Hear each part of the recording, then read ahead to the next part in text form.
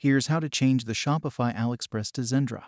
It's quite easy and simple to do, but make sure to watch the full video so you don't miss out on any important steps. Welcome to your Shopify store dashboard. Let's get started. First, click on the Settings button located at the bottom left of the screen. A pop-up window will appear, and there you'll find the option Apps and Sales Channels. Take a moment to check your installed apps. You may notice dserves, a well-known app for Aliexpress dropshipping. Now, to switch to Zendrop, head over to the Shopify App Store. In the search bar, type Zendrop.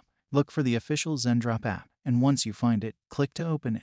The next step is to install the Zendrop app. After installation, you will be prompted to log into your Zendrop account. If you don't have one yet, sign up for a Zendrop account first. It's a straightforward process, and you'll gain access to a wide range of features and benefits. With Zendrop successfully added to your Shopify store, it's time to remove Aliexpress. To do this, navigate back to the settings, then click on Apps. You'll find the uninstall option right next to Aliexpress. Go ahead and click it. Please be aware that this process might take up to 48 hours to remove all the data associated with Aliexpress. Start importing products from Aliexpress into your Zendrop account. Congratulations! You've successfully made the switch from Aliexpress to Zendrop, and you're well on your way to enhancing your dropshipping business.